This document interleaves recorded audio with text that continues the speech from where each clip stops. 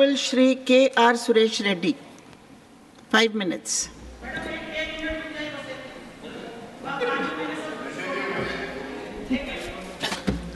आप बैठ जाइए प्लीज। धन्यवाद मैडम।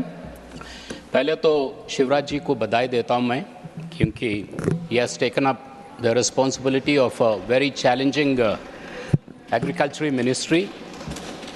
हाउस में प्रधानमंत्री जी को तो काफ़ी बधाइयाँ मिले हैं, मगर मैं समझता हूँ शिवराज जी को भी मिलना चाहिए और सारे हाउस का भी he needs the encouragement.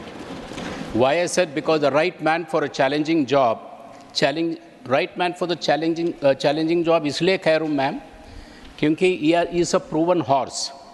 वो पहले जब मध्य प्रदेश के मुख्यमंत्री थे तो हम लोग दूर रहते मगर करीब से उनकी वर्क कल्चर देखें।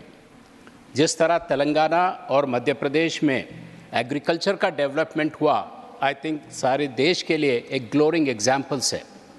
जैसा तेलंगाना में जब तेलंगाना बना 2014 में सिर्फ 60 lakh tons of production of paddy होती थी और 10 साल में 30-40 साल से 1000 से लेके एकदम 3.5 करोड़ का प्रोडक्शन बना है।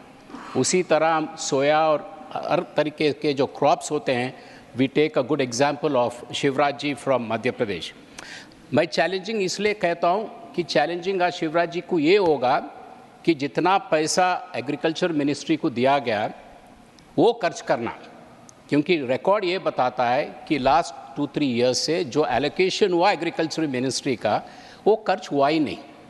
तो पहला चैलेंज तो जो एलोकेशन है वो आप खर्च करिए और पूरी उम्मीद है कि डेफिनेटली आपके लीडरशिप में the agriculture and the farmers of the country will prosper. Second suggestion, और एक बहुत इम्पॉर्टेंट सजेशन है क्योंकि आपको बुनियादी अनुभव है, ग्राउंड लेवल के अनुभव है, तो क्यों ना मनरेगा और एग्रीकल्चर को लिंक करें।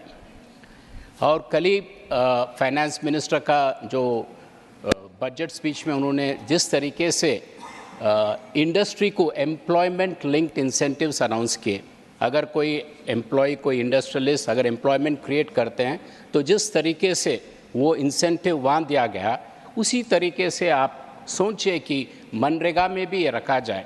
क्योंकि मनरेगा का जब एलोकेशंस देखते हैं, गवर्नमेंट बहुत टाइट फिस्टेड है। 2 साल से 60,000 करोड़ अनाउंस करते हैं मगर खर्च होता है करीबन 90,000 करोड़। तो आप जितना भी टाइट फिस्टेड हो, the pressure of work rural areas में जो प्रेशर बढ़ रहा है उससे आपको ज़्यादा खर्च करना पड़ रहा है।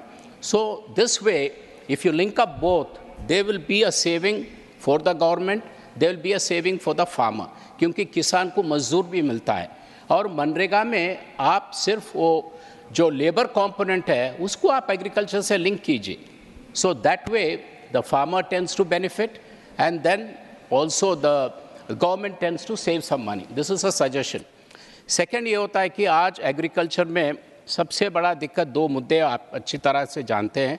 एक तो इनपुट कॉस्ट जो फार्मर का हो रहा है, उसमें आप लोग काफ़ी, आप या स्टेट गवर्नमेंट्स काफ़ी कर रहे हैं, डैम्स बना रहे, ये बना रहे, सब्सिडीज़ दे रहे, उसके बावजूद भी देयर स्टिल अ डर्थ, फिर उसमें भी काफ़ी कमी है।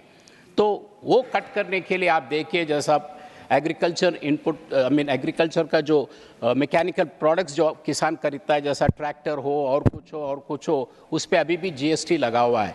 Try to see if you can give a 10 year of for 10 year GST holiday for the kisan. अब रही बात मैडम आउटपुट पे, आउटपुट में कहा जाता है कि इंडिया नंबर 1 इसमें मगर प्रोडक्टिविटी नहीं है। अगर 1 एकड़ में फ़र्ज़ करिए चाइना में एक 50 बैग्स चावल निकालता है तो इंडिया में सिर्फ 30 है, माने एटलीस्ट एक 30 to 50% प्रोडक्टिविटी लॉस हो रहा है। मैं एक छोटा एग्जांपल देता हूँ मैडम, एक 2 मिनट मैम। मैं तो बीआरएस पार्टी का हूँ, फ्लोर लीडर हूँ, 4 लोग हैं, सिर्फ 2 मिनट में कुछ होता नहीं, तो सब इम्पोर्टेंट है। For example madam, input cost की बात किया मैं, other way on the productivity की जब बात करते हैं मैम, आप पल्सेस के बारे में एक एग्जांपल दे दो, मोटा कुछ फिगर्स इधर उधर हो सकते हैं। फॉर एग्जांपल सारे द एंटायर वर्ल्ड में एक 100 लाख हेक्टेयर्स में पल्सेस ग्रो किया जाता है और उसका आउटपुट आ रहा है करीबन 100 लाख टन्स, तो उसकी एवरेज होती है करीबन 1000 kg पर हेक्टर। ये वर्ल्ड का एवरेज है।